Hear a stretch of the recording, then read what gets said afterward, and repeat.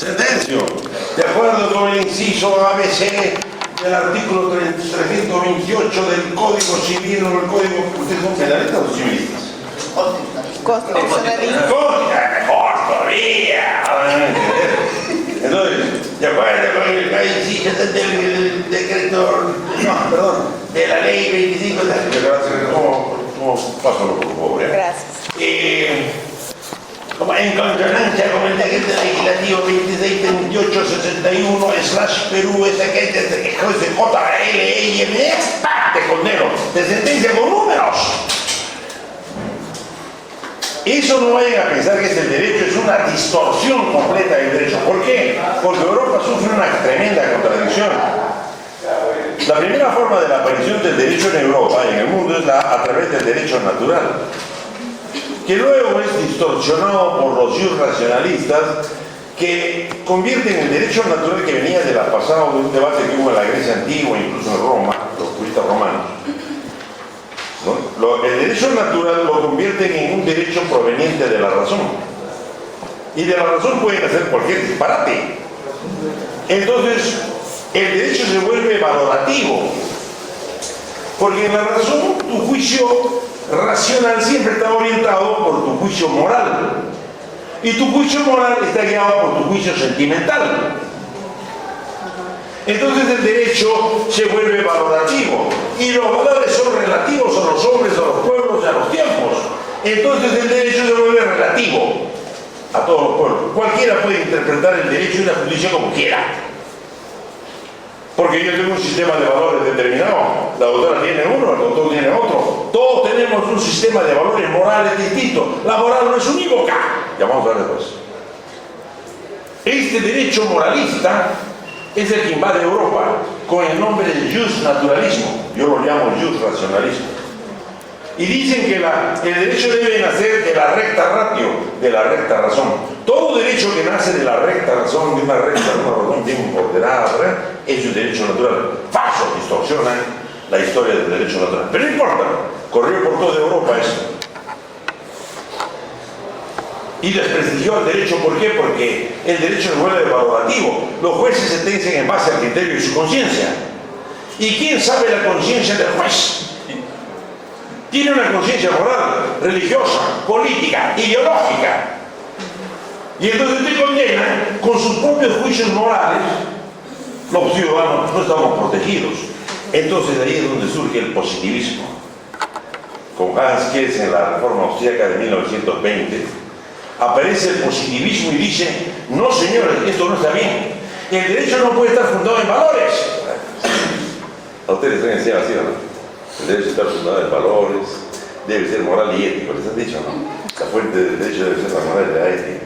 Los positivistas dicen: no señor. El derecho no puede estar fundado en los valores, porque los valores son relativos a los hombres, a los pueblos, a las épocas, a los tiempos. Por lo tanto, esta forma de interpretar el derecho es pervertir al derecho, genera inseguridad jurídica y legal.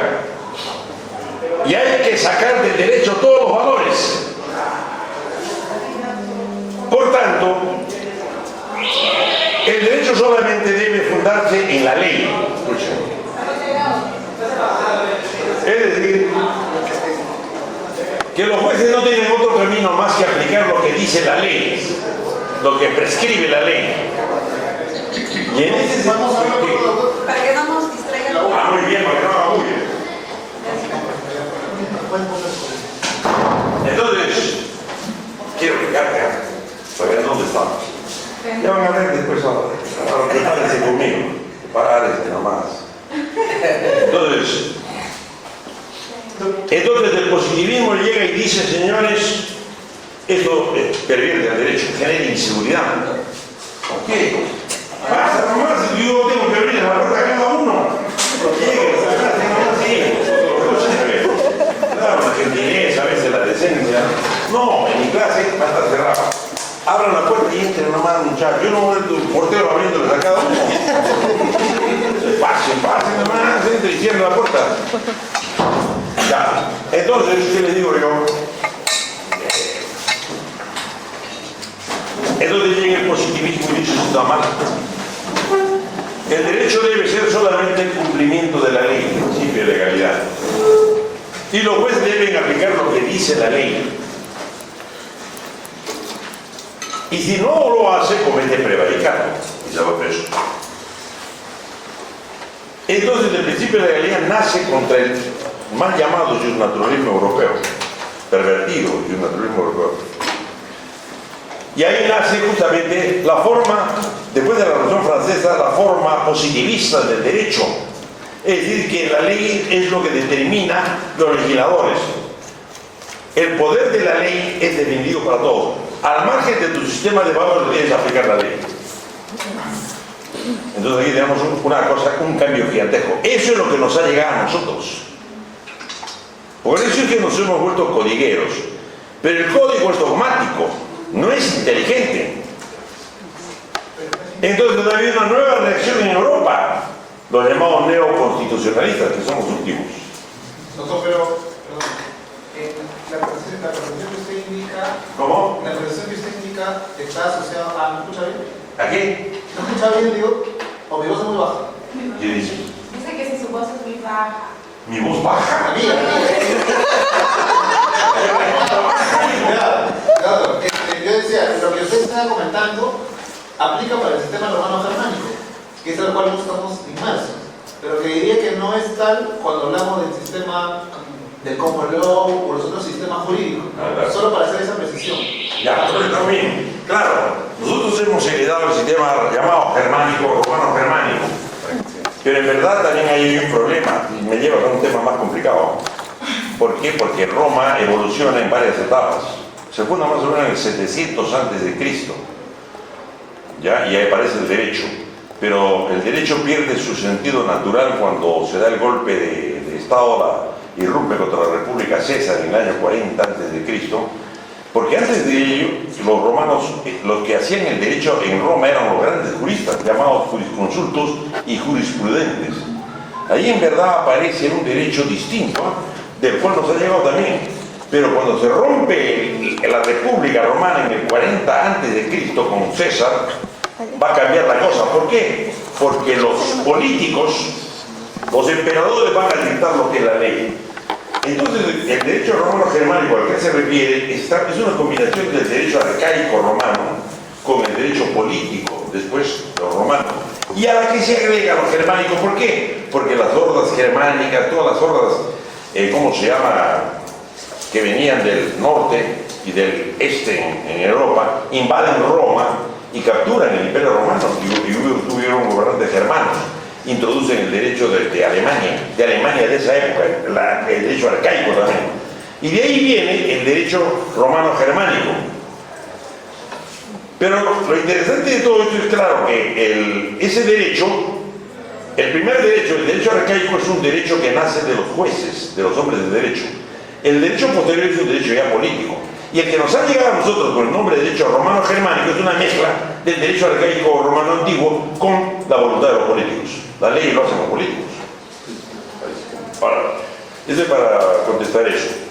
Pero continúo yo, vean ustedes lo que pasa, para ubicarnos dónde estamos, chicos, rápido, de golpe. Entonces, los naturalistas crean un derecho valorativo. Pero como el valor relativo genera inseguridad, incertidumbre del derecho, y el derecho debe ser generar certidumbre al revés, porque crea el orden, la paz y la seguridad. Entonces surgen los positivistas y dicen, no señor, y los aplastan, los vencen. Y triunfa el positivismo.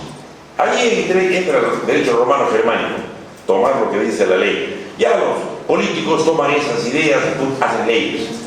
Y entonces el derecho se vuelve codiguero. Pero también el problema del positivismo es que es dogmático, es mecánico.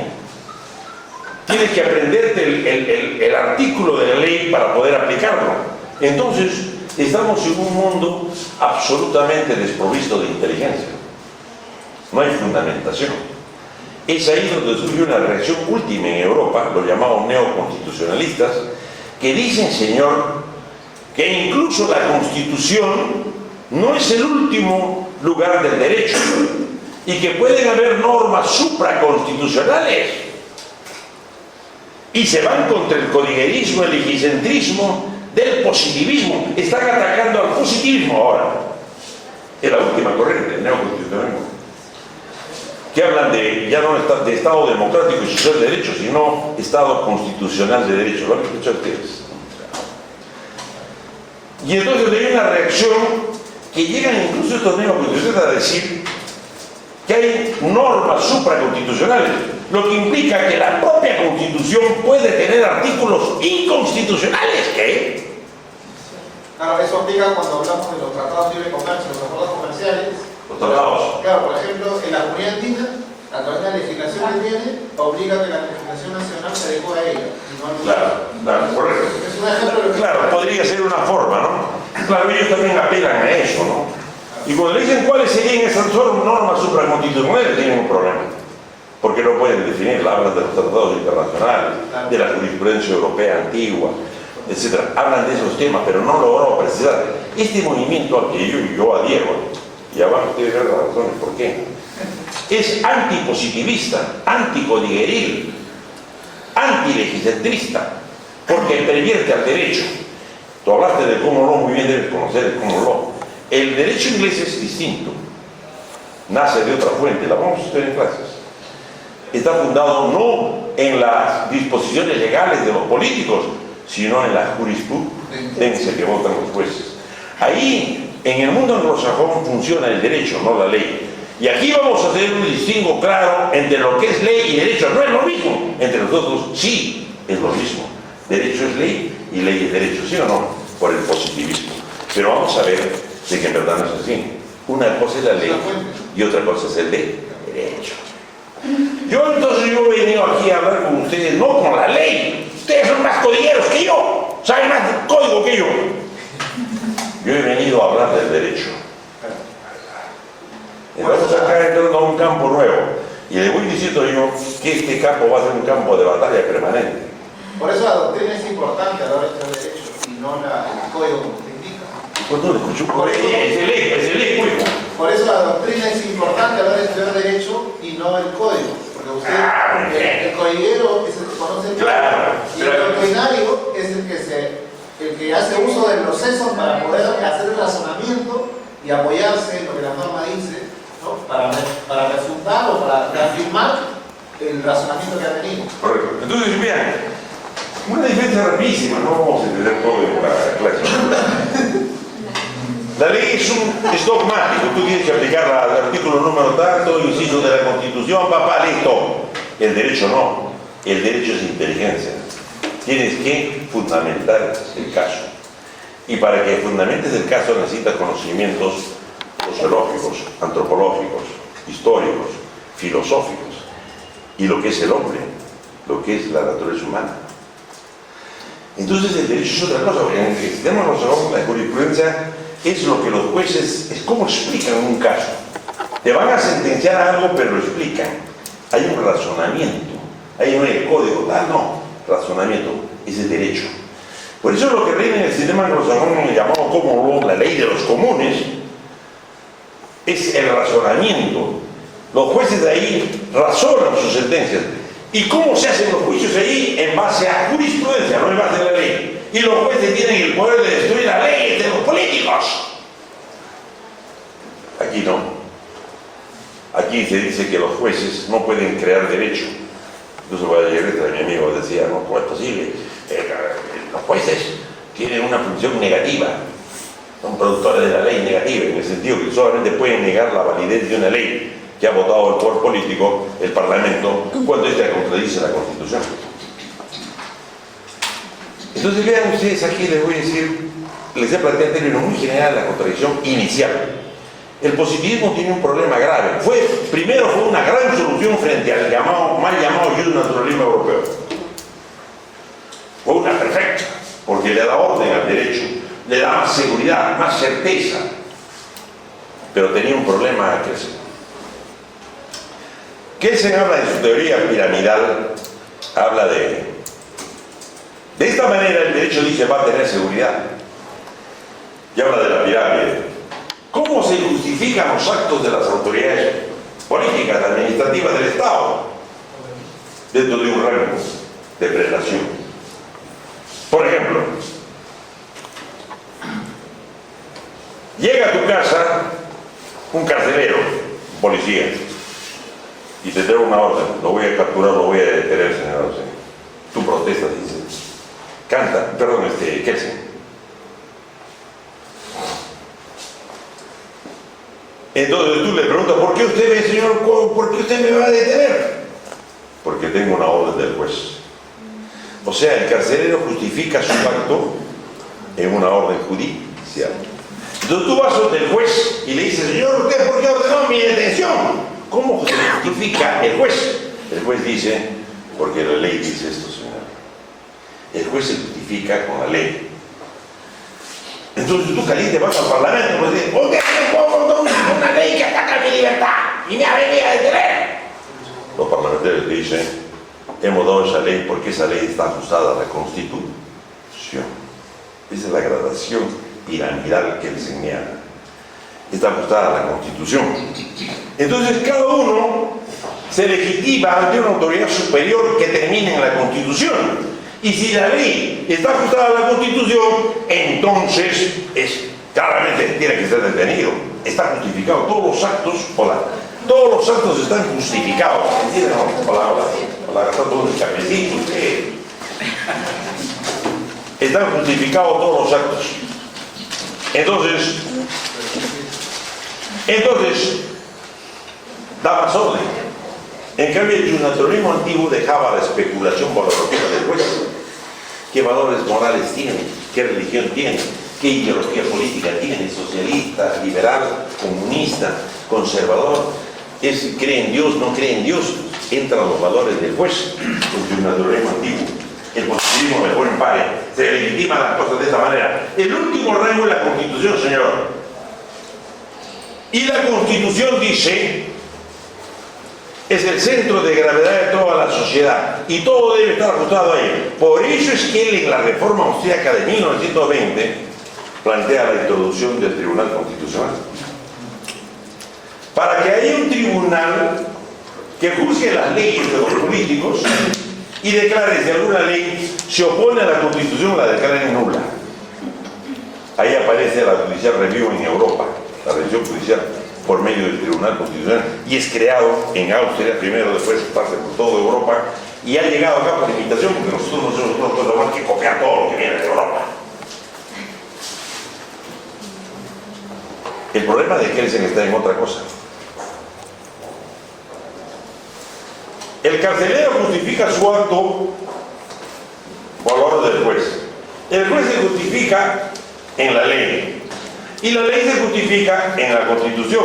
Entonces le preguntaron a Kelsen: ¿y quién justifica la Constitución?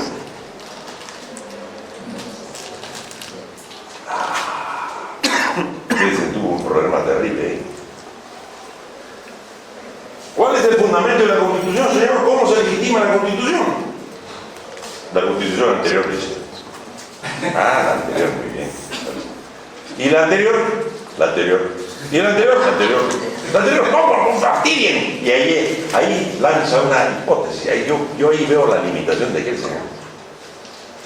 Un hombre muy inteligente. El mejor jurista de Europa. Cuando le dicen: ¿y cuál es la justificación del anterior y del anterior? Plantea su filosofía kantiana. Separación entre pensamiento y ser. Ser y deber ser.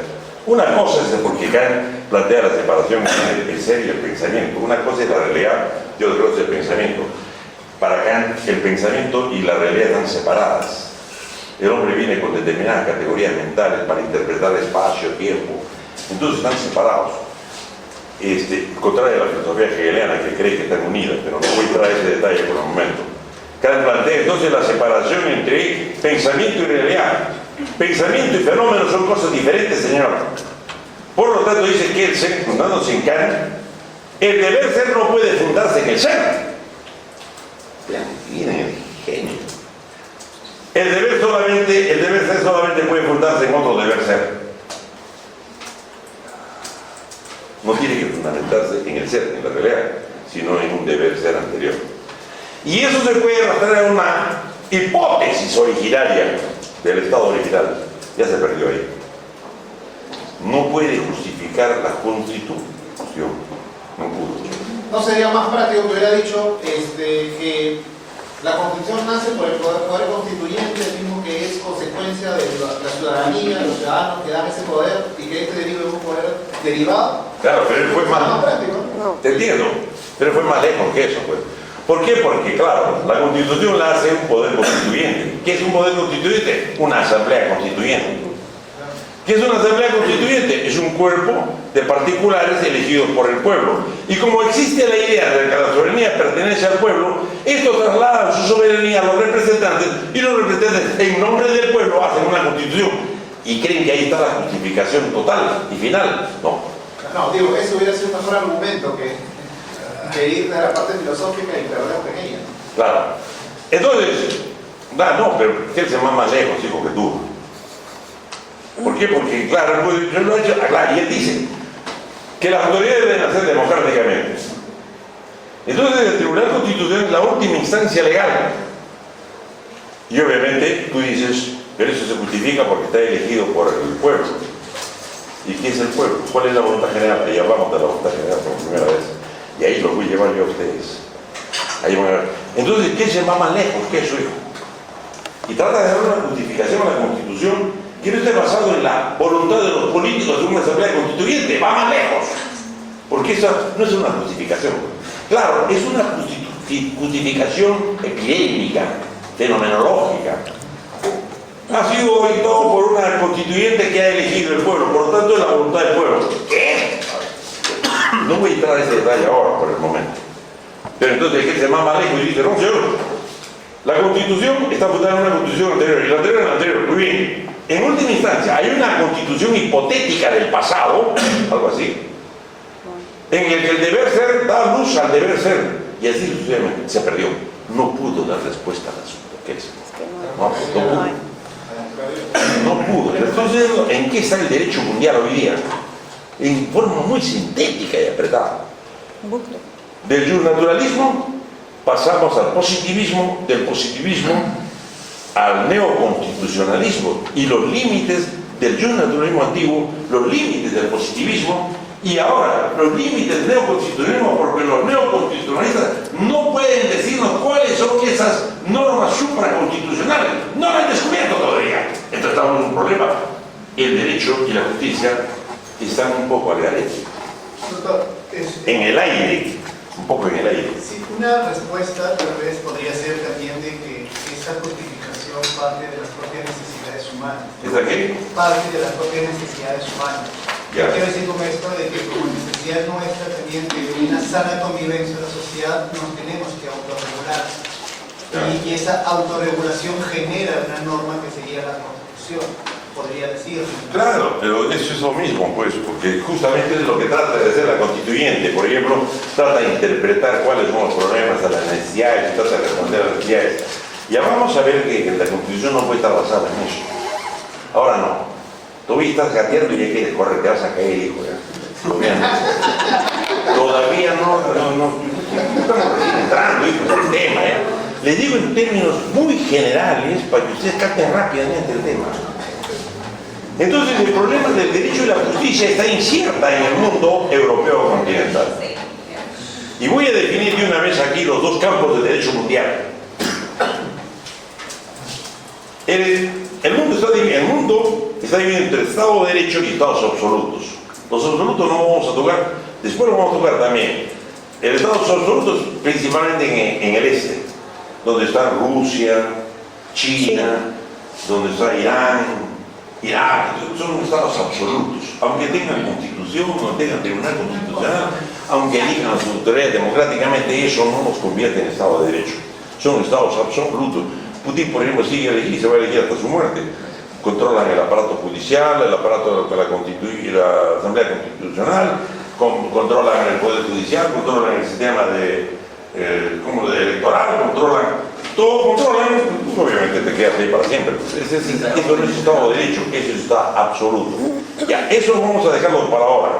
Ahora, en el campo del Estado de Derecho, donde está Europa continental, América del Norte, América Central y América del Sur, nosotros formamos parte de ese sistema, hay dos sistemas. Escuchen, no hay uno solo, hay dos. Uno es el europeo continental. Y cuando digo europeo continental me refiero a todos los países que están en Europa, en el continente, pero menos Inglaterra. Porque Inglaterra forma parte de Europa, pero no está en el continente. Y tiene otro sistema legal. Entonces, en Europa continental, el sistema eurocontinental está presidido por Francia. Francia ha sido la líder siempre. Francia, Italia, Alemania, España, Portugal, Grecia. Todos estos países de la Unión Europea son el sistema europeo continental. El otro lado al frente hay otro sistema, el sistema anglosajón, que preside Inglaterra. Y todas sus ex colonias, Estados Unidos, Canadá, Australia, Nueva Zelanda, Hong Kong, incluso el Japón, y ya van a ver por qué. Son sistemas completamente diferentes. Nosotros vivimos dentro del sistema europeo continental, estamos adheridos a ese sistema. Y ahí viene el tema del positivismo, del codiguerismo, del legicentrismo, que nos enseñan en las universidades. Yo me he salido de eso. Ya en el pregrado he recibido dosis letales de codiguerismo, ya no. Ustedes saben más código que yo. Yo manejo el derecho. Ya, ahora, esta es la primera plataforma de Chile, por lo tanto, vamos a nosotros aquí a hablar del derecho ya, y de lo que es el Estado. Y vamos a hacer una gran diferencia porque se suele confundir Estado con gobierno. Estado y gobierno son cosas completamente diferentes, ya van a ver ustedes. Y vamos a ver de que este desconocimiento de las cosas, del origen del derecho, si la fuente de la ley son los parlamentarios o los constituyentes. En una asamblea constituyente elegimos a los constituyentes, le damos un poder, una potestad a ustedes la Constitución. En el Parlamento igual, le damos una potestad, lo elegimos nosotros, le damos un poder y una potestad para hacer la ley. Pero estos miembros de la Asamblea Constituyente o del Congreso, del Parlamento, son seres humanos que tienen ideas propias y personales. ¿Y cuál es la guía que orienta a estos hombres? Su pensamiento de qué es la vida, cuáles son los valores. Lo que lo fundamenta son las ideologías. Unos son de izquierda, otros son de derecha, otros son conservadores, otros son de centro, unos son comunistas, otros son liberales, otros son cristianos, otros son conservadores, otros son fascistas. Entonces, cuando se juntan en una asamblea constituyente, al final lo que termina triunfando en tu constitución no es el derecho, sino la ideología de los partidos políticos. Y eso se debe imponer a toda la comunidad por la fuerza de las armas. Los jueces deben aplicar la Constitución. Pero ¿cuál es la garantía de la Constitución? Está hecho por ideologías. Y ahí tenemos un problema tremendo. Y no discernir lo que es el Estado y lo que es el gobierno es muy peligroso. Le digo por qué. Porque el Estado es la fuerza común de 33 millones de peruanos. Imagínense la fuerza de 33 millones concentrados en un solo punto. Es de la fuerza del Estado.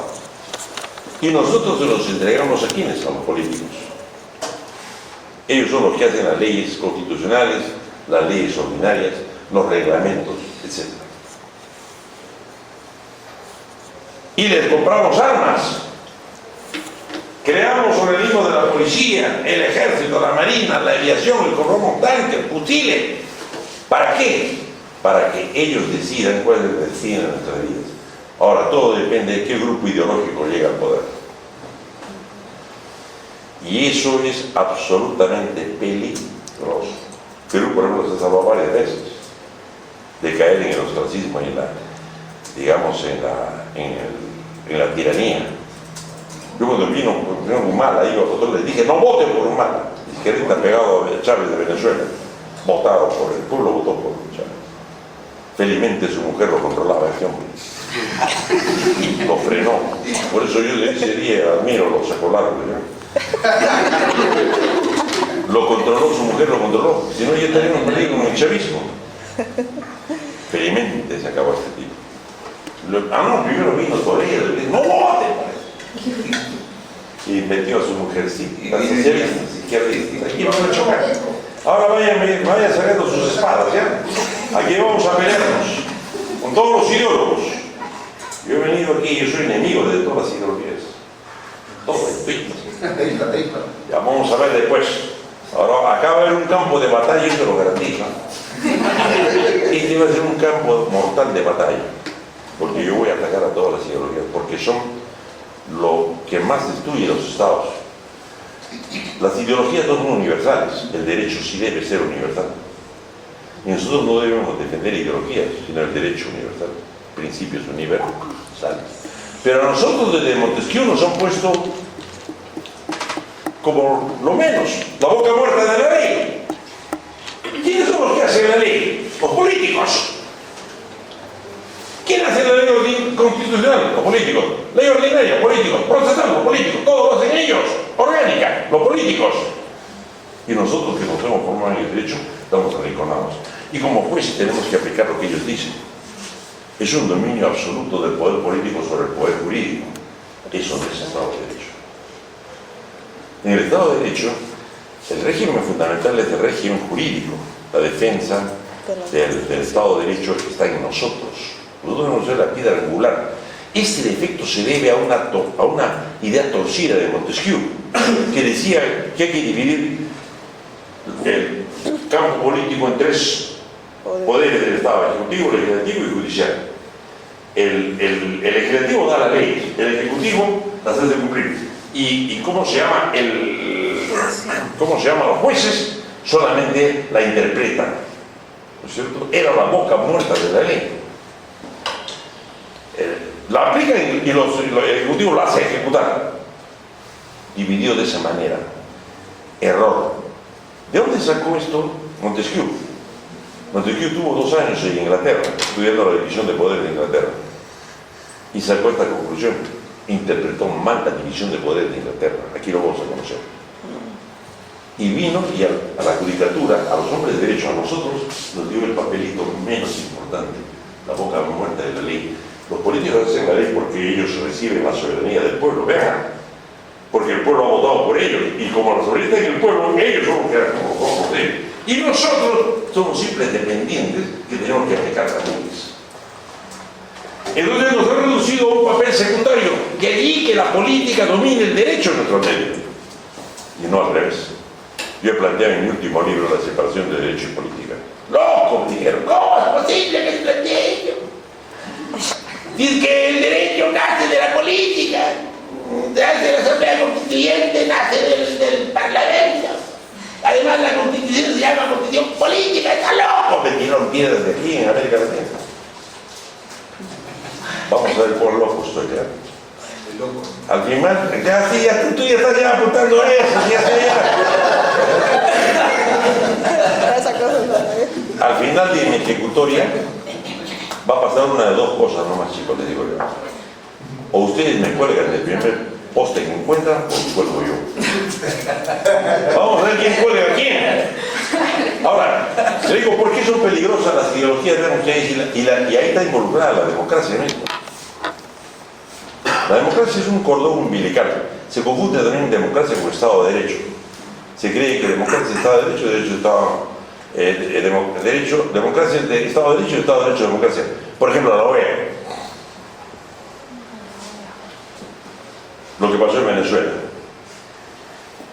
Mientras se repite la democracia no hay ningún problema de eso. Llegó Chávez democráticamente con el voto popular.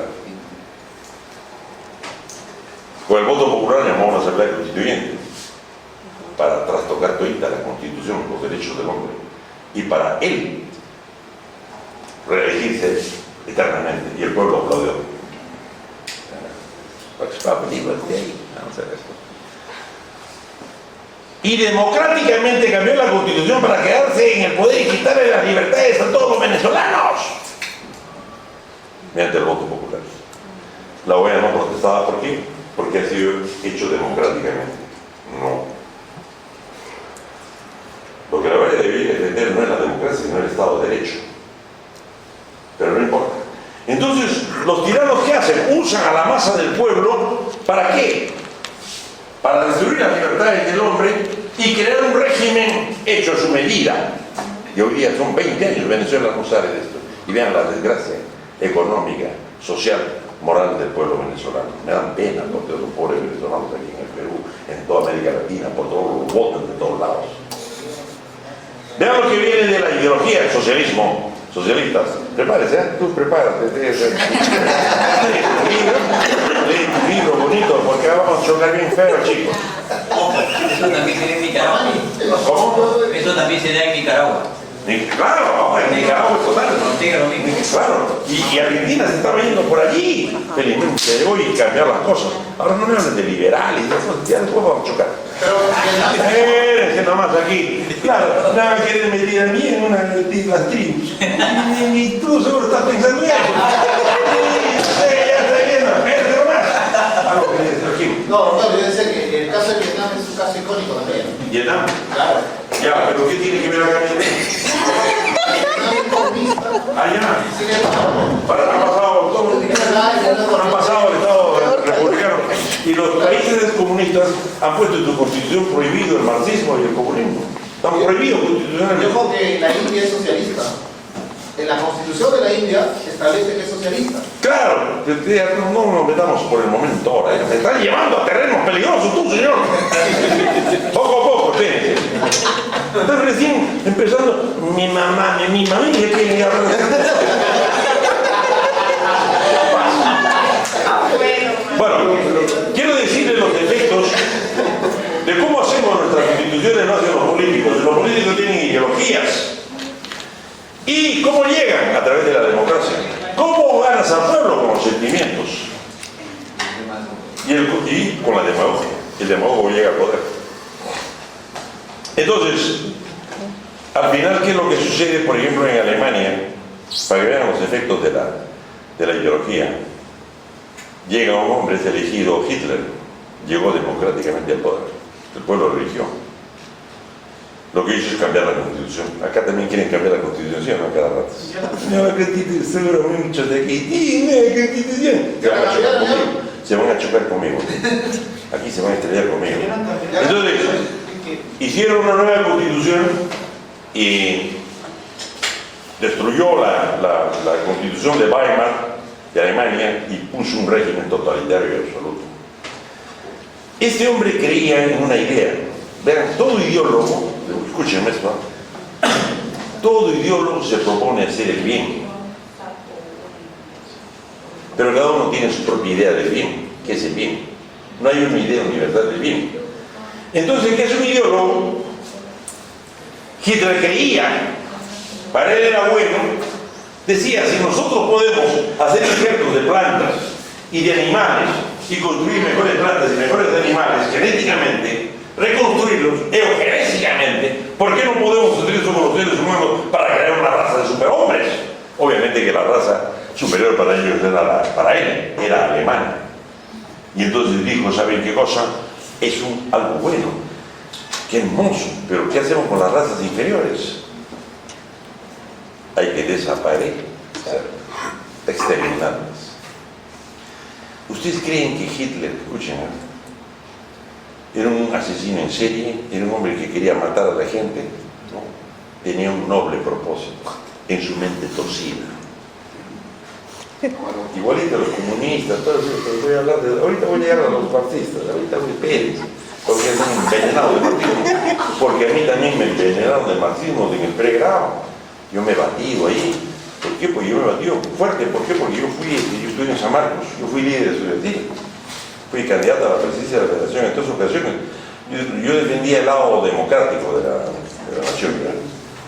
Y yo he sido líder en esa época en la que el San Marcos era absolutamente comunista. Ahí estaba Sendero Luminoso purulento, el RBTA purulento, los bucañatas, los moscovitas, los pequineses, los albaneses.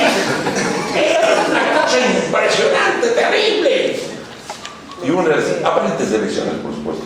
Y nosotros formamos un grupo democrático, aparte. Le llamamos Fredes, donde estaba pues PPC, Acción Popular, la Democracia Cristiana y el APRA. Y a mí me pusieron como su candidato a la federación. Después les voy a contar las historias que yo he pasado con balas y todo lo demás. ¿Y qué ha pasado? Y yo defendí otras ideas.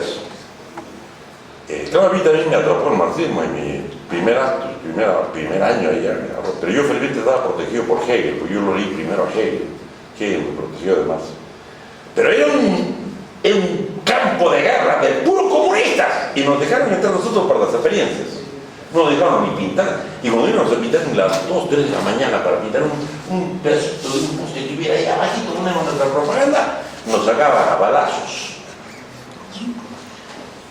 Yo he estado allí y me he batido en eso. Yo no sé cómo estoy vivo. Por Dios, porque a mi vicepresidente lo mataron. ¿En qué año? Lo mataron, a mi vicepresidente lo mataron. Y ¿cómo se llama? Y el tema es que yo me he batido con todos los marxistas. Y el tema es que yo no sé, yo tengo una idea de por qué no me mataron al final a mí. Porque me respetaban. ¿Por qué me respetaban? Cuando yo iba a los debates, que el loco que tiene esos debates, hay que estar loco. Ahora me pongo a pensar, ¿cómo hacía esas cosas? Un debate lleno de comunistas, donde estaba sentado en esa puerta, purulentos, que matan, estaban eso. Yo me metía a debatir allí. Y al final, han habido cosas tremendas allá. Después les voy a contar poco a poco algunas anécdotas que yo tengo en esas luchas universitarias.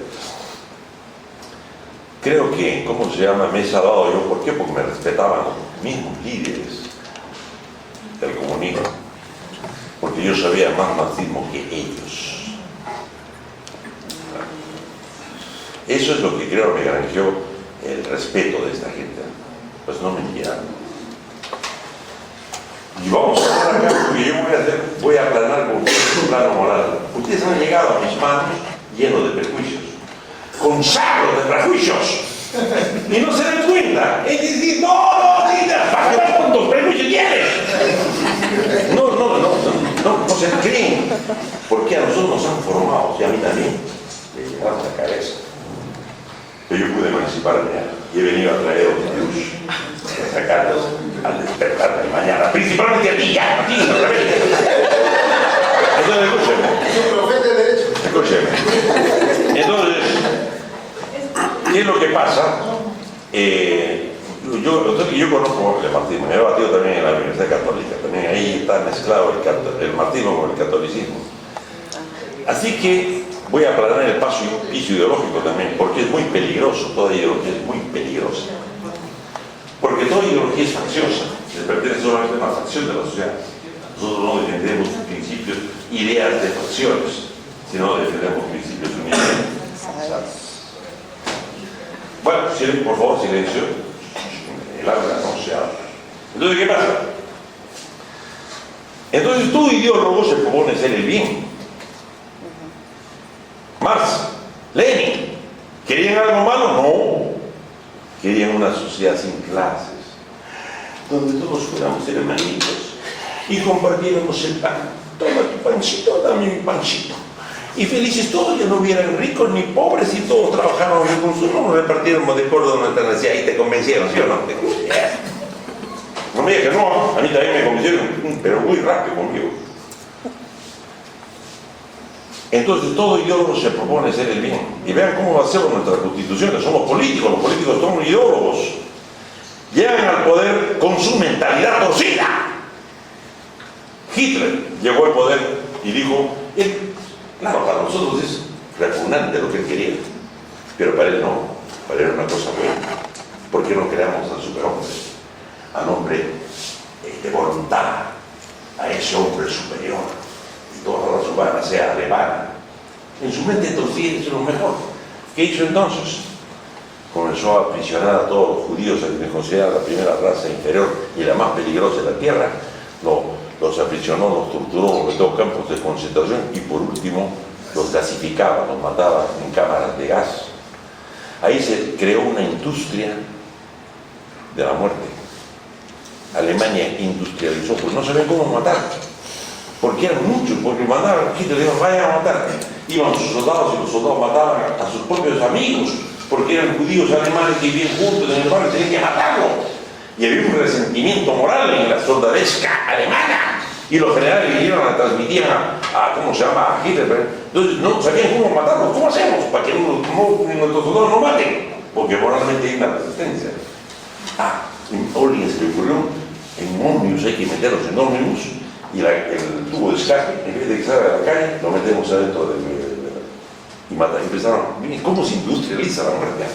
Empezaron a meter el tubo de escape para que la gente se muriera con tóxico. Y de ahí surgió la idea de que podríamos crear campos de concentración donde pudiéramos nosotros meterles gas venenoso para matarlos.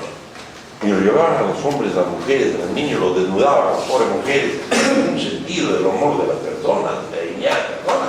Las pobres mujeres ahí desnudas frente a la soldadesca canallesca de estos fascistas. Desnudas ahí, todos los viejitos, todos los niños, todos. Vayan a darle un duchazo. Y todos iban a una ducha, te metían a una ducha, cerraban la puerta y te metían gas por arriba. Y mataban a 6 millones de judíos. 6 millones de gitanos homosexuales los mataron, así en cámaras de gas. Y ustedes, escuchen, ¿y ustedes creen que tenían algún remordimiento de culpa en su conciencia? No. ¿Saben por qué? Porque ellos creían que estaban haciendo el bien. Ellos no eran asesinos en serie, querían hacer el bien a la humanidad. Esa es la situación ideológica. Quieren hacer algo bueno, que esto es malo, entonces hay que liquidar lo malo. Te pasaban a cuchillo. Hacen experimentos en los pobres judíos en vivo, les metían drogas, les resultaba, los aventaban de los aviones, a ver cómo les resultaba el cuerpo, cómo les choca con el piso. Es decir, las torturas, los esclavizaban.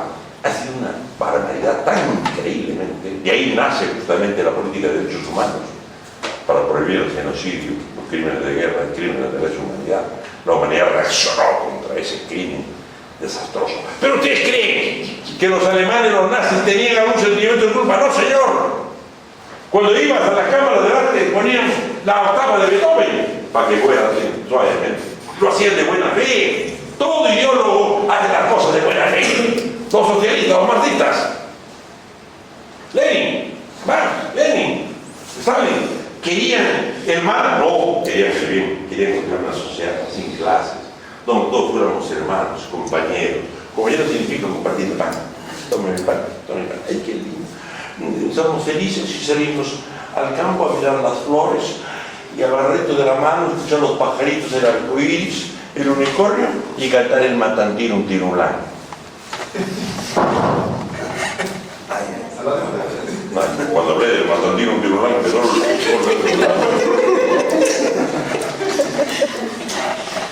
¿Y qué había que hacer? Porque para el marxismo la única clase válida es la clase obrera. Había que desaparecer las demás clases. Ahí iban a las fábricas. Hay que tomar la propiedad, porque Marx dice que la propiedad es el cáncer de la sociedad. Entonces hay que quitarle su propiedad. Iban donde las empresas y Rusia en esa época era preindustrial. Había creado industrias. Iban a las fábricas y le decían al dueño con su soldadesca: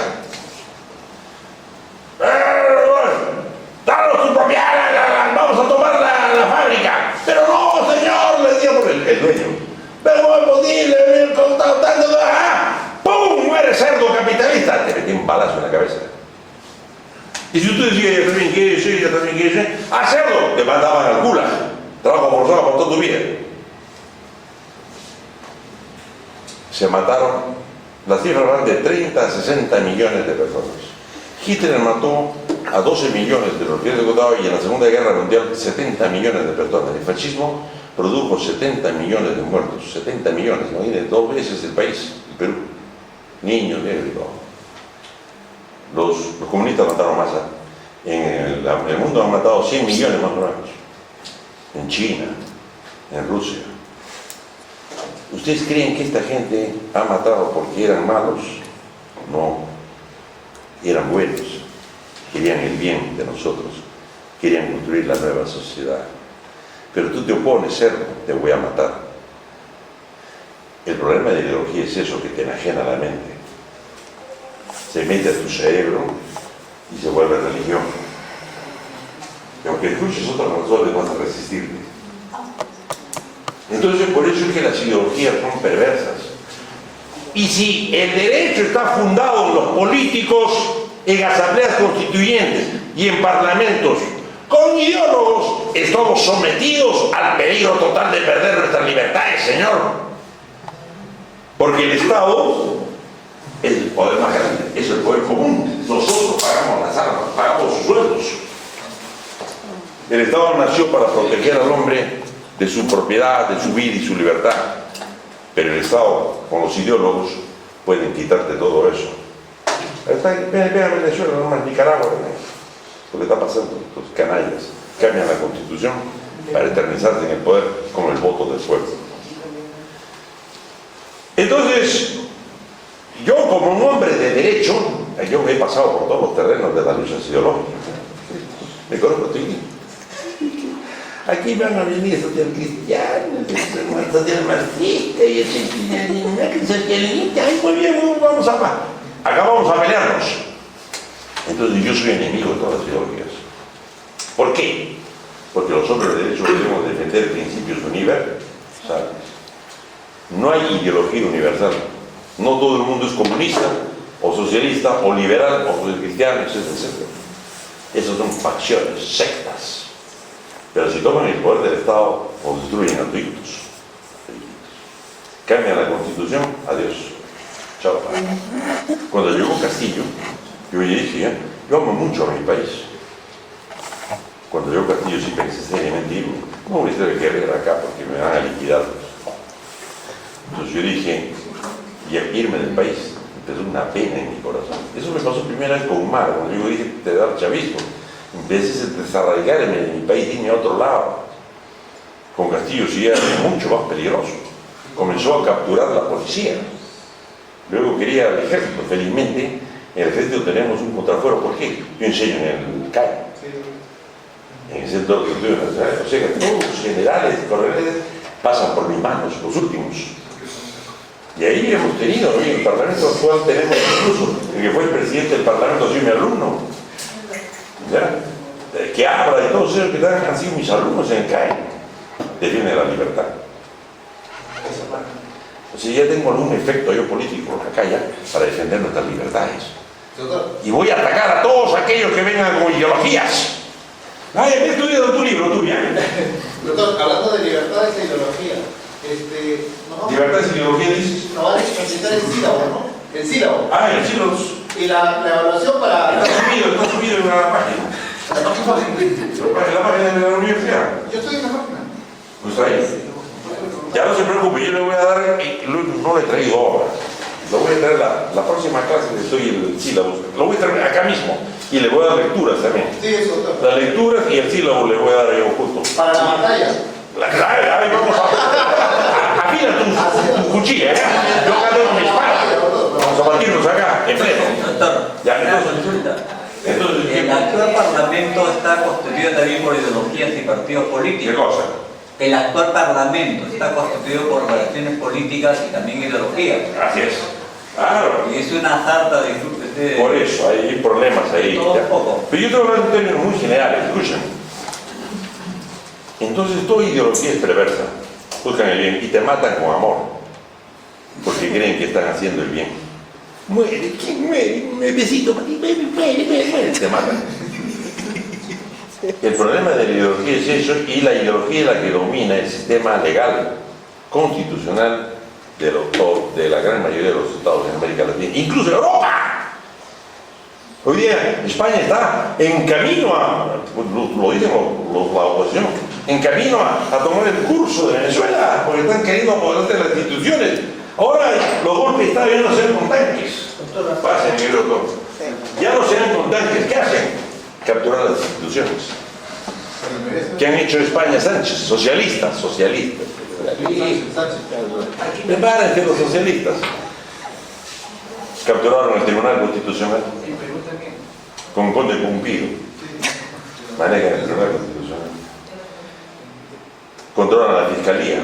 El poder político nombra al fiscal general. Eso hay que romper. Controlan el Consejo de Magistratura, no sé cómo le llaman, la Junta Nacional de Justicia, como aquí. Por eso es que luchan por apoderarse de la Junta. Por esta Junta no han querido salir por ¿Por qué a Vizcarra no lo detienen hasta ahora? Porque él yo formó esta Junta Nacional de Justicia. Y como la Junta Nacional de Justicia controla a los jueces, entonces Vizcarra está porque los jueces no quieren meterse con Vizcarra, porque los vota, los vuela la Junta Nacional. Esta Junta Nacional de Justicia, por ejemplo, son estropicios de la formación constitucional torcida de Europa, que nosotros copiamos. Creemos que es lo mejor, es lo peor. Doctor, ¿cuál es su libro para leer? Esto, por ejemplo, del Consejo de Magistratura es un producto de la Revolución Francesa, a ver, silencio, de la torsión constitucional francesa. Rápidamente se lo digo. Querían controlar a los jueces. ¿Cómo controlarlos? Pusieron la Corte de Casación. Porque los jueces, bueno, van a resolver un caso, tienen que interpretar la ley. Entonces, ¿cómo podían ellos controlar a los jueces? Que hubiera un recurso ante la Corte de Casación. La Corte de Casación era una oficina de políticos para interpretar las leyes, que estaba por encima de los jueces. Entonces, si tú tenías un político, tenías una controversia judicial, casación, se iban a la Corte y esta Corte decidía cuál era el destino de las personas. Entonces la Corte, y luego la Corte de Casación va, ahora ya ha cambiado, ahora se ha vuelto un punto jurídico, porque la Corte de Casación es una Corte de interpretación de la ley. Ahí no se ve el caso, solamente ahí se ve si el juez ha aplicado correcto o incorrectamente la ley, ha interpretado bien o no la ley, pero ahora creo que son los jueces mismos los que forman parte de la Corte de Casación. Ustedes saben mejor que yo eso. Pero fue creado con ese problema. ¿Y qué derivó de la Corte de Casación en Francia? Derivó en los consejos de magistratura, la Junta Nacional de Justicia. Es un organismo de los políticos para controlar a los jueces y fiscales. Cada 5 años tienen que examinarse, tienen que estar obedientes. ¿A quién obedece a la Junta Nacional de Justicia, señor? Obedece al poder político y a lo que dice la prensa. Entonces nunca puede haber justicia en nuestro México. Yo por eso le digo yo, en varias oportunidades, la desaparición de ese organismo. En el mundo de los ojos no existe eso. Tampoco hay tribunal constitucional en el mundo de los ojos. Y los jueces fallan en base a la jurisprudencia. Pero no voy a entrar todavía a ese tema, chicos, como más complejo. Solamente estoy en mi clase introductoria y miren, ya me está ganando el tiempo ya. Ya. Adelante, mi querido doctor.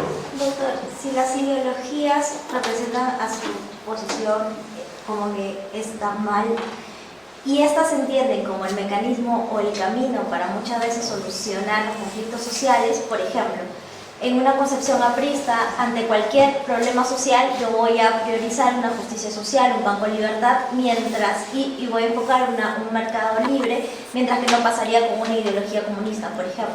Pero siempre se ha tenido la concepción que las diferentes ideologías son diferentes tipos de caminos o soluciones para los problemas sociales. Es más, muchos foros internacionales dicen que las crisis actuales de la democracia es que tenemos votantes sin ideología. Entonces, si usted los considera malas, ¿cuál sería la solución o qué plantea usted que en vez de ideologías que nacen de sí mismas, que nacen del pensamiento, de las ideas, se podría poner en práctica para tomar decisiones para problemas sociales? Ya, claro, eso viene de una distorsión en el significado de la relación individuo y sociedad. También eso nos han enseñado mal. Acá vamos a cambiar todo eso. Al decirnos que la sociedad es más importante que el individuo, por eso me hablas de conflictos sociales. Lo que quiere resolver son los conflictos sociales, no. Lo que quiere decir es defender las libertades del individuo, de la persona, pero no lo vas a comprender ahorita. Te vas a plantear un tema que es recurrente, ¿no? Resolver los conflictos sociales. No hay conflictos sociales. La gente se entiende naturalmente. Para los crímenes está la Corte Penal, ahí podemos condenarlos, hay el Código Penal que les aplicamos. Pero esto de poner a la sociedad por encima del individuo es lo que ha torcido a toda Europa y nos ha torcido a nosotros. Eso de las luchas sociales y cosas por el estilo, eso no debe resolver el derecho. El derecho lo que tiene que hacer es garantizar las libertades del hombre, prohibir las malas conductas. Ya van a ver usted que como de esta filosofía que tú me dices, nace el criterio de regular la conducta del hombre. El derecho de tener un carácter negativo adquiere un carácter positivo. El derecho no ha nacido, señores, para regular nuestras vidas, para hacernos felices, para educar a la mejor sociedad. No, señor. Rompan eso, ya de una vez ahora, con la que han venido conmigo. El derecho no ha nacido para prescribir conductas, el derecho ha nacido solamente para prohibir las malas conductas. Por tanto, el Estado Y el derecho no tiene que regular tu conducta para mejorar las condiciones sociales o encontrar el bien común.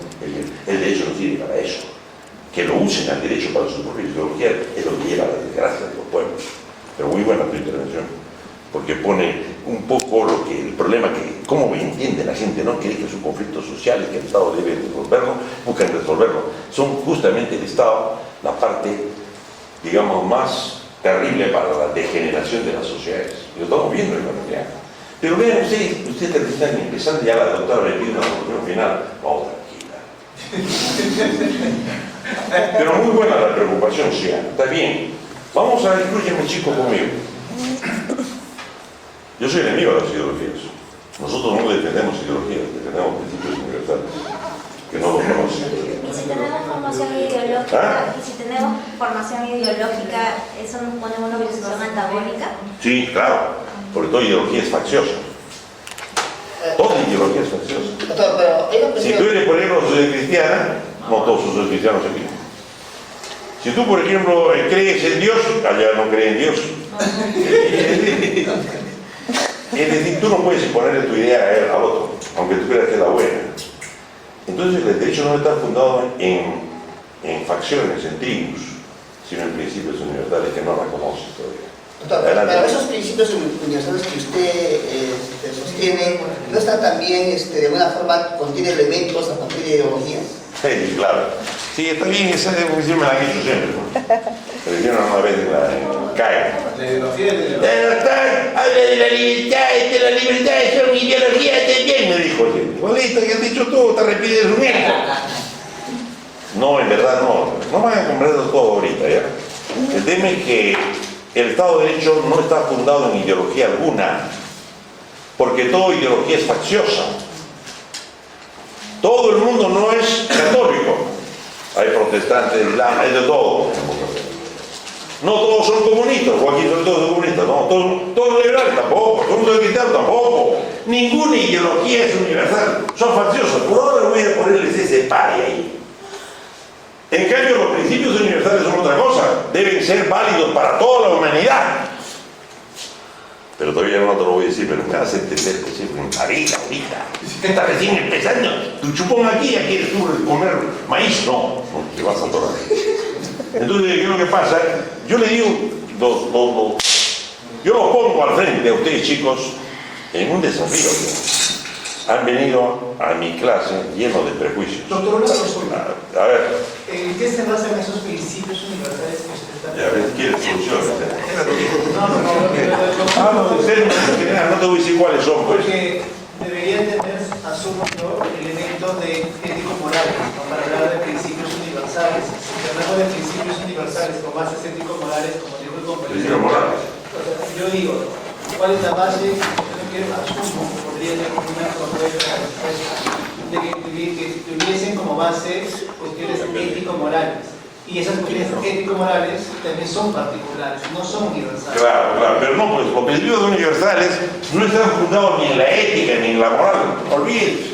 Lo que primero van a aprender conmigo es expulsar desde el derecho a la moral y la ética como los de fantasmas. Ustedes les han enseñado que el derecho está fundado en la ética y en la moral, ¿sí o no? No. Les han enseñado eso. ¿Cómo no te van a enseñar? A mí me han enseñado eso. Que el derecho está fundado en la ética y en la moral, ¿sí o no? No dice, no dice. Tú te opones por oponer nomás ya. El derecho, yo se los digo ahora, debe expulsar del derecho toda la moral, toda la ética y todos tus valores particulares y morales. ¿Te parece raro? Eso es una ideología, lo que se está planteando. ¿Qué? Lo que se está planteando es una teoría ideológica dentro del derecho. Ya. La moral y el derecho están separados.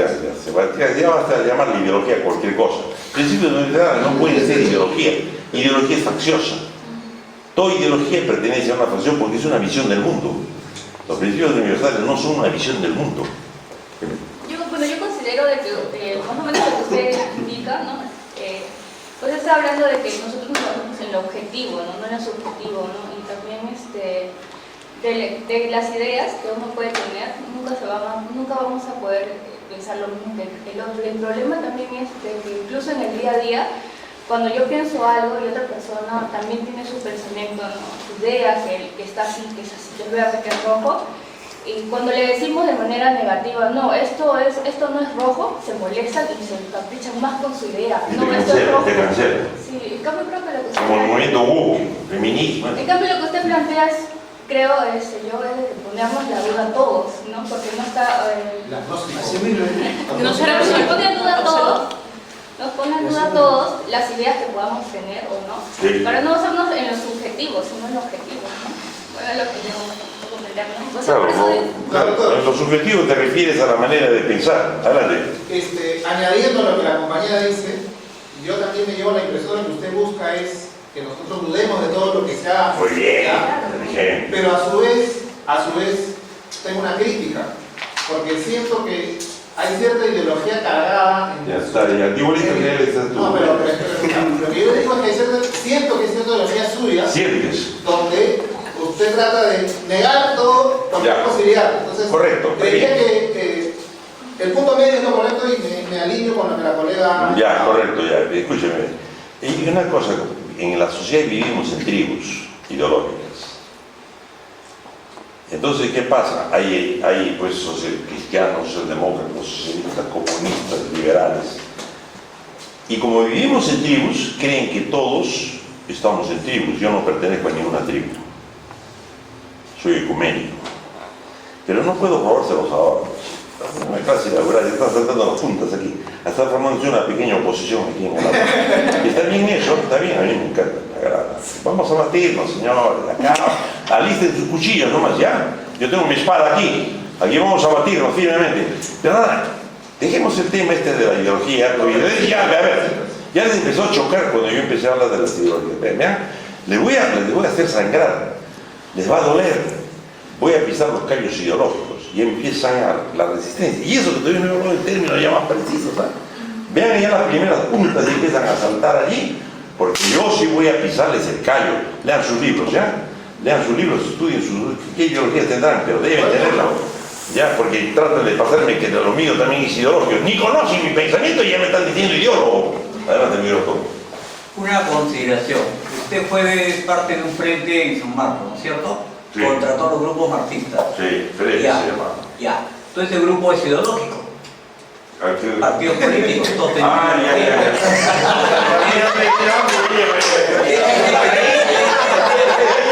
ideología. O sea, también está con la ideología. Bueno, ya también. Postulaba una ideología. Eran partidos de la democracia tradicional, ¿no es cierto? Republicana. Claro, tenían ideología, pero eran un mocoso. Era un mocoso, yo en el pegado. PPC, APRA. Claro, correcto, pero yo estaba en la lucha política y yo me estaba batiendo ahí con ellos mientras que tú estabas ahí durmiendo, mirando la televisión. Usted asumió una posición ideológica. Yo me puse. Me está diciendo que no, si estaba usted hablando de San Marcos, yo soy sanmarquín, conozco el tema sanmarquino. Correcto, primero me digo una distinta a la que estamos ahora. No, es que estamos hablando de una evolución, entonces usted ha evolucionado. Pero calma, yo voy a escuche, yo lo que digo yo les va a doler. Déjame hablar primero en general, ¿ya? Yo voy a romper todos esos prejuicios, esos moldes con los que han venido ante mí. Les va a doler, les va a doler. Entonces yo por eso les digo desde el primer día que traigan todos en clase, vengan con su agüita de asado. Para que cada vez que hablo yo... Espérate pues. Entonces, o una ampolleta de diazepam, véngase con un ampolletón, a ti te voy a dar una ampolleta tremenda. Tranquilo, ahí traes tu agua de sal, ¿ya? Porque les va a doler. Porque mira, yo ni siquiera entraba a ninguna materia. Estoy en la absoluta epidemis, mostrándole lo que ha pasado en la historia con las ideologías, que son reales, que no son presupuestos ideales, que lo que ha pasado con el fascismo, con el comunismo, ha pasado en la realidad. Yo les he contado nada más eso. Yo no he planteado ninguna posición. Yo no tengo no les he planteado una idea de pensamiento ni nada, solo les he mostrado la realidad. Yo siento que esos son signos que normalmente uno no está abriendo su mente, sino se cierra en algo y buscas la sensación de tumbarte lo que está diciendo. O sea, si usted recién está hablando en su primera clase y ya están atacando. Ya, es, ¿no? No están abriendo la mente. Es que viven, son tribus. La ideología, escúchame, tú estás bien ideologizado. Espérate. O sea, son Déjame muy hablar contigo, después hablas, ¿ya? Escúchame, tranquilo. Y la tranquilidad. Venga, le pone música encima. Escúchame, vamos a pelearnos, yo les dije. Vamos a pelearnos todas las clases. Eso se los garantizo. Por eso tomen su agüita de azar, porque yo voy a dedicarme a pisarle el callo a todos los ideólogos, porque nosotros no debemos vender la ideología. Imagínate, que vamos a ver pues, más adelante. Ahorita todavía no. El tema es que les va a doler, porque yo voy a atacar justamente ese nudo que hay que romper. Si eres un hombre de derecho, debes escapar de toda forma de ideología. Yo planteo la separación del derecho y la política. Los políticos no pueden dirigir el derecho debe ser autónomo, debe dirigirse a sí mismo. Nosotros estamos formados y preparados para eso. Y no vienen los políticos, los ideólogos con sus ideologías torcidas que creen que todo ideólogo se propone el bien. Tú tienes una ideología, tú crees que estás haciendo el bien. Tú en tu mente dices, no, yo estoy pensando bien, este profesor está mal, porque yo quiero el bien de mi país, de los pobres, ¿sí o no? ¿Te pones a lloriquear? Tienes tu propia idea del bien. Yo tengo otra idea, hijo. ¿Ah? Entonces vamos a estrellarnos, pero vamos a hacerlo democráticamente, ¿ya? Con guantes de seda nos vamos a pelear. No va a haber mucho daño, va a ser democrático y alturado y elevado, ¿ya? Justo quería hacer solo una pregunta, o sea, para partir de las mismas premisas, ¿qué es lo que usted entiende por ideología? Creo que partiendo de ese concepto nos podemos nosotros comenzar a desarrollar. Ya, a eso vamos a llegar, hijo. Yo ahora no, pues. A ver, ya hablaste, y cuando quieras hablar del dedo, ¿por qué vas a generar desorden, caos? O sea, ¿para qué existe el derecho? El derecho nace para evitar el caos y la anarquía de la sociedad. Y tú estás yéndote contra el derecho. Levanta el dedito y yo tengo que autorizarte, pues digo, tú no puedes ponerte a hablar, quiebras el orden. Y acá va a haber orden porque yo soy un hombre de derecho. Escúchame, yo no estoy hablando solamente, no estoy hablando del contenido de las ideologías, estoy hablando de los efectos reales de lo que ha hecho la ideología. La destrucción, la matanza y la muerte que ha producido la tierra y lo peligroso que pueden ser las ideologías. Todavía no estamos hablando de las ideologías. Va a llegar su momento. Espérate, tranquilo, ahora no quieras resolverlo todo. Te está doliendo, te está ardiendo, lame tus heridas. Tranquilo. Con el momento, toma la próxima mente con tu agüita de sal, ¿ya? Tranquilo, chicos. Acá vamos a pelearnos democráticamente y lo que me gusta a mí es eso, porque la maestría ya no es el pregrado, pues. En el pregrado es dogmático, es lo que decía Nietzsche. Nietzsche hablaba de 3 estadios de la evolución humana. La primera es la etapa del camello. Es un camello, un dromedario que lleva en todo su cuerpo, como se llama, unos cartelitos que significan deber. Debo hacer esto, debo hacer el otro, debo levantarme temprano, debo ir al colegio, a la universidad, debo tener mi hijo, debo pagar mis impuestos, todo deber. Es el camello. La primera etapa del hombre es el camello, un hombre que no es libre. Pero dice Nietzsche que el camello al internarse en el desierto sufre una mutación y se convierte en un león. Ya no hay carteles, el león es libre y camina por el desierto. El león significa libertad. Pero luego no termina la evolución allí, sino que luego el propio león sufre una nueva mutación y se convierte en un niño. Y es ahí donde el hombre alcanza, digamos, la superioridad moral, la altura de la voluntad del mejor hombre. A Nietzsche lo han malinterpretado, obviamente, pero yo les digo, Nietzsche dice que ahí el hombre alcanza su verdadera naturaleza, su elevación, su altura, su cercanía a Dios. Explico, el camello es el dogmatismo, meter en mi cabeza ideas y quedarme ahí cerrado. El león es libertad. Estamos en el campo de la libertad, acá debatimos, peleamos. Nos peleamos nosotros con gracia, con respeto y con dignidad.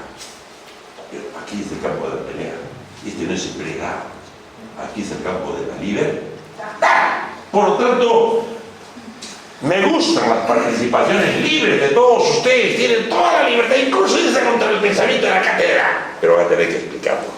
Y vamos a pelearnos, pero vamos a pelearnos caballerosamente, decentemente, con alto respeto, con dignidad.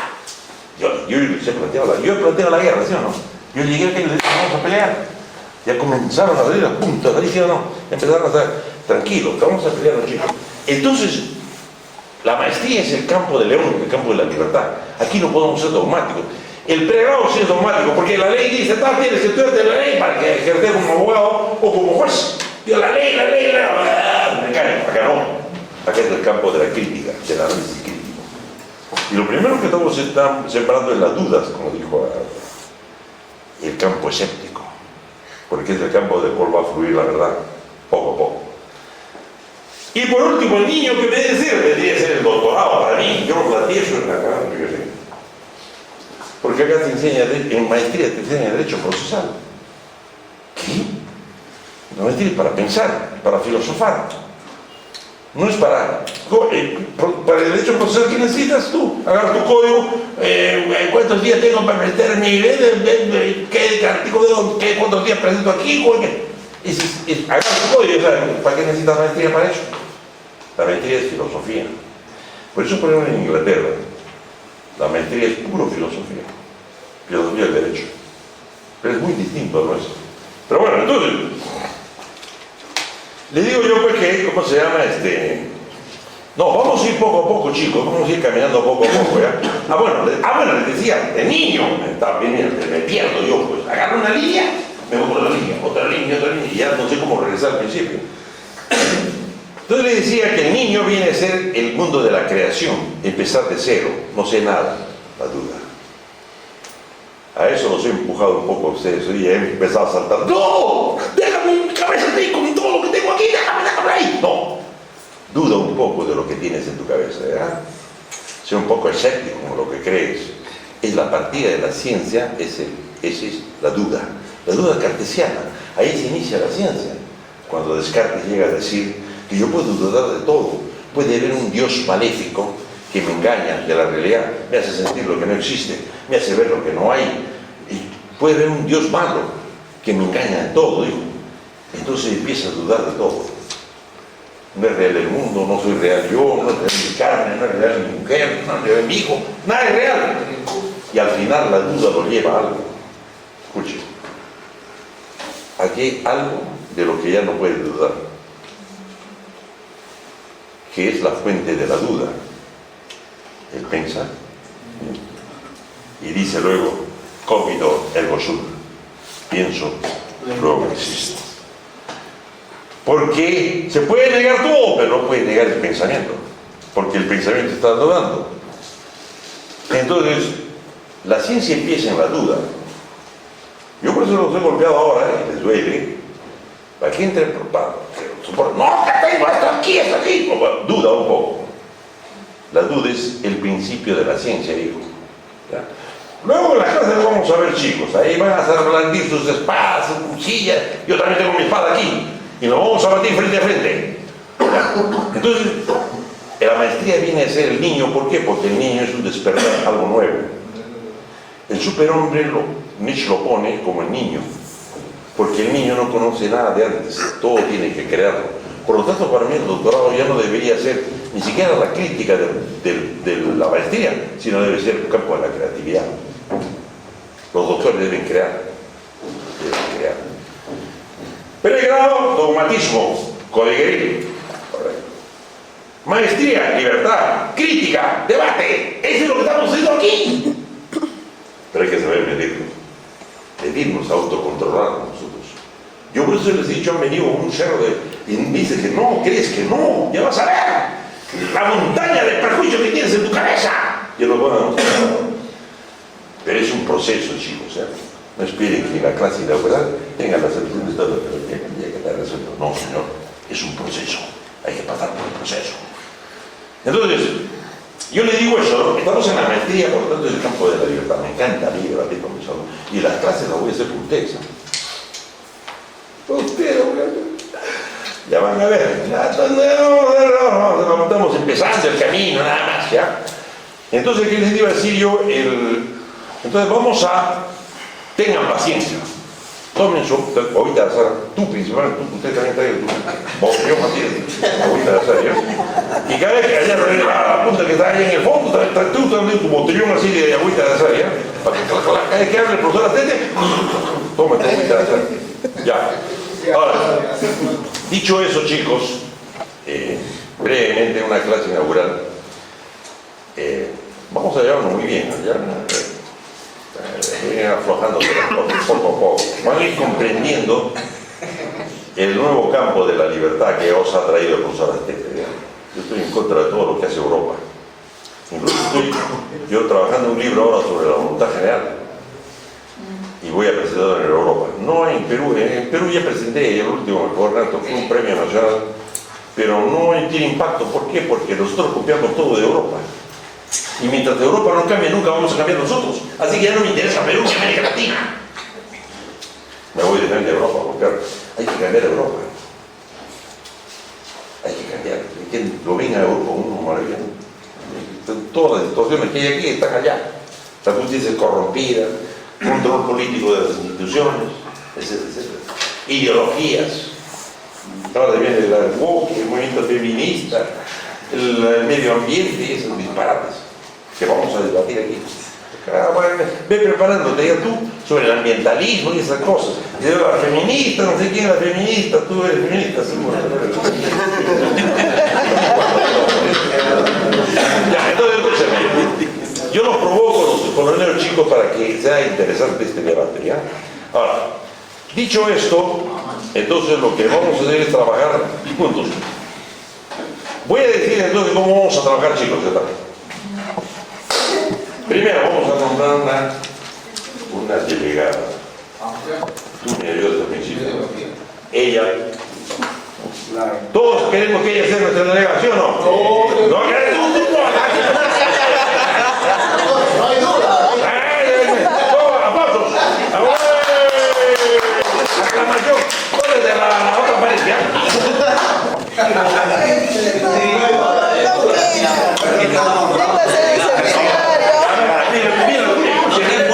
Escuche, acaba lo que me acaba de decir. Escuche, lo que me acaba de decir. Vamos a aprender otra cosa. Pero por todo eso iría contra la democracia. Todos debemos elegir. Eso es el fascismo que les han enseñado. Quieren que la democracia. Ya dijiste tu palabra. Ahora espérate que termine, levanta tu dedito y habla. Orden. Vamos a hablar también de la democracia. Esta democracia de bases, el fascismo, las bases deciden, ¿no? Ya vamos a ver la contradicción que hay entre democracia y Estado de Derecho. Yo defiendo el Estado de Derecho por encima de la democracia. Yo soy democrático, me gusta lo horizontal, pero también debe haber una vertical. Democracia pura es demagogia, degeneración de la democracia. Y es lo que pierden los pueblos. Pero ese tema es importante y lo vamos a ver en clases. Pero no se impone. ¿Cómo? No se debe imponer. Levanta tu hijo. Ya consultar a la compañera si quiere ser delegada. Claro, si quiere ser delegada. No, es que no la preguntar. ¿Acepta usted la elección que ha hecho por aclaración Bueno, del aula? doctor, primeramente buenas tardes, doctor. Quería opinar al respecto porque nosotros acá en el salón tenemos delegados asignados y sí, participamos democráticamente. Me gustaría que esto se lleve a una democracia y se pueda elegir a un delegado que todos compartan y bueno, Es el fascismo venimos a esa idea. Las bases, las masas, el pueblo. Ya va a ver usted lo disparatado que es eso. El fascismo es lo peor, la anarquía. Vox populi, vox Dei. Yo le voy a mostrar que la voz del pueblo no es la voz de Dios, es la voz de los niños. Así que sácame el fascismo aquí. No aceptas tú la aclamación. Olvídense ustedes de las delegadas aquí. Aquí no funciona así. Yo soy un rey aquí. Y acá existe una monarquía constitucional. Vamos a elegir a ella. ¡Aplausos! No eres fascista, ¿no? Ya van a ver ustedes a dónde llegan esas cosas que parecen buenas. La democracia abierta. La democracia, como todos los sistemas, la monarquía. ¿De cuánto soy fascista? A ver, escucha. ¿Quieres hablar? Levanta tu dedito. Si no quedas de sobra. A ver, silencio. Vean ustedes, estudio de Polibio y la historia, la experiencia de la humanidad, ¿no? La monarquía es buena, pero con el tiempo se corrompe y se convierte en tiranía. Lo cambiaron, la humanidad cambió a la aristocracia, a los mejores. Al principio es buena, pero con el tiempo se degenera, se convierte en oligarquía. Entonces la humanidad, Grecia y Roma, destruyeron eso y llamaron la democracia al pueblo. Y apareció la democracia, una parte buena, pero luego se degenera. ¿En qué? En la demagogia, que ha llamado la oclocracia. Es lo peor de todo, es la peor de todas. Pues no me hables de tu fascismo. Vas a ver cómo vas a terminar de fascista aquí. Vas a terminar al revés. Eso es lo que degenera la anarquía de los pueblos, se debe a ese fascismo. ¿Qué tasas te han dicho? Bueno, ¿quién creen que tiene derecho? No, señor. Acá, voluntariamente, usted ha aceptado, la chica ha aceptado, fenomenal. ¿Alguien se puede oponer a eso? Y además el profesor tiene la posibilidad de elegir a su delegado. Si usted tiene un otro delegado, usted me para otro curso, ¿ya? Yo escojo mi propio delegado. Y no me van a imponer tus bases, no me van a imponer a mí la cosa. ¿Cuál quiere decir, doctor?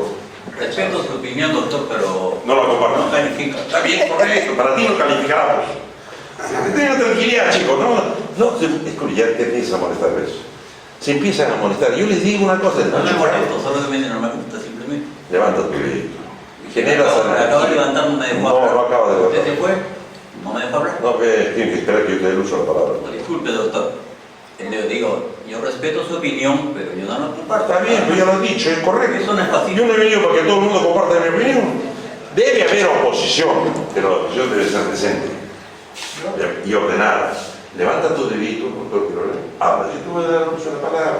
Pero no estoy hablando de un genera la anarquía. Y nosotros hemos nacido, estudiamos para qué, para poner fin a la anarquía, precisamente a eso. Para eso estamos nosotros.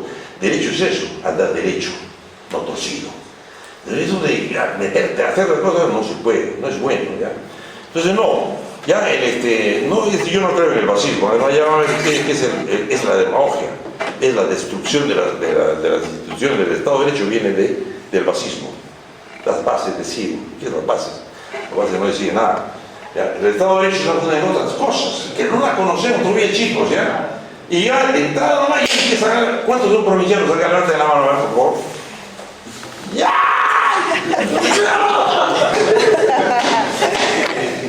No, pero claro, la formación en provincias es muy defectuosa. Yo enseñé en provincias también. En varias universidades, en el Cusco, en Tacna, en Moquegua, en Huancayo, Huánuco. Yo he recorrido, yo conozco la montaña. Ahí la malformación de los profesores que han tenido sus ideologizados, han doblado, han torcido la mente. Y la ideología es difícil de sacar, ¿no? ¿Por qué? Porque es una cuestión existencial, se te mete al alma con la religión. Ideología y religión son muy parecidas, yo les voy a enseñar eso. Yo voy a aplanar dos pisos, el piso moral y el piso ideológico. Dios mío, eso me está calmando ahora. Espérense un ratito, tengo que hacerles una pregunta yo ahora. Ya, vamos a hacer una cosa. Tranquilícense. Tómense ahorita, su cafecito, tómense abajo.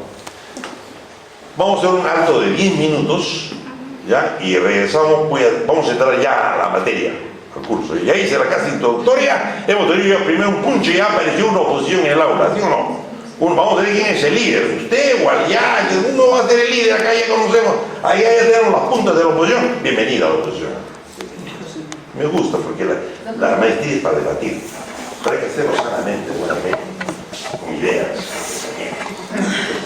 Porque vamos a chocarnos, chicos, les va a doler, les va a doler, pero el fascismo te ha dolido, ¿sí o no? Porque usted ha venido con la idea del fascismo, con el fascismo, los votos, ya, después de su pronto, Oye, ya chicos, 10 minutos, descansamos y nos reunimos, ahora voy a tomar mi cafecito, por uno puedes apagarlo, ¿sabes apagar esto o no?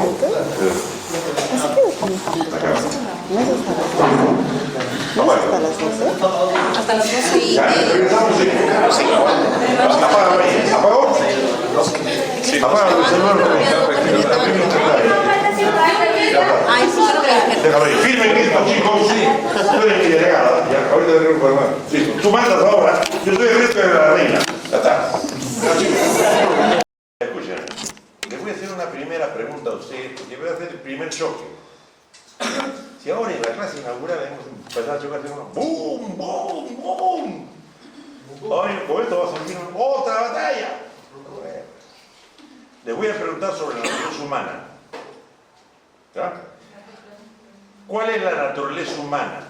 La naturaleza humana significa que no es de la cultura, no es lo que tú has aprendido, sino qué eres tú en el fondo de tu ser. ¿Cómo es el ser humano en el fondo de su ser, en su naturaleza? Este es uno de los temas más importantes de toda la filosofía universal y de la cual se desprende de todas las instituciones políticas, el Estado, el gobierno y todo. La misma existencia del derecho. Es decir, es una esto debería enseñarse, este debate debería hacerse en el pregrado. Yo no tengo tiempo ya para el pregrado. Fui 2 años ahí, me batí ahí con comunistas de San Marcos. Conmigo terminan ahí al final de la pared donde deben terminar. Todos idiotas, derecha y izquierda. A ambos lados me golpeo. Bueno, entonces les voy a hacer una pregunta a ustedes que van a responder por grupo. Ustedes se comunican, chatean, qué sé yo, y debaten el tema y dan la respuesta para la próxima semana. Ya deben tener una respuesta, deben darte una respuesta a mi lista, ¿ya? La naturaleza humana. ¿Qué entienden por la naturaleza humana? El ser humano, primero, es por naturaleza un hombre sociable y fraterno, dice. El hombre es por naturaleza un ser sociable y fraterno. ¿Quiénes lo defienden? Juan Jacobo Rousseau y Aristóteles. Le digo rápidamente. Juan Jacobo Rousseau es uno de los hombres pensadores más importantes de la historia de la humanidad. Fue el que, de una u otra manera, en base a sus ideas, hicieron la Revolución Francesa, de la cual nació la Declaración de Derechos del Hombre, etc. Además, ¿cómo se llama? Ha dejado la democracia representativa, de la que representativa, no directa, nace también de Rousseau. La idea de la voluntad general, la soberanía del pueblo, nace de Rousseau. Es más, hoy día Naciones Unidas ha hecho una declaración de derechos humanos cuya fuente es la Declaración de los Derechos del Hombre y del Ciudadano de Francia. Y Francia considera que la Declaración de los Derechos del Hombre y del Ciudadano es de fuente rusoniana. Vean ustedes la raíz de Rousseau. Ustedes Rousseau no es que vamos a hablar de, yo me he puesto a estudiar a Rousseau a profundidad. Que les decía, estoy escribiendo un libro sobre la voluntad general, justamente el de Rousseau. Vamos a dar mucho a Rousseau acá. La importancia que tiene Rousseau dio origen a la filosofía kantiana. Es una cosa gigantesca el resultado del pensamiento de Rousseau. Gigantesca. La vamos a ir conociendo en el curso.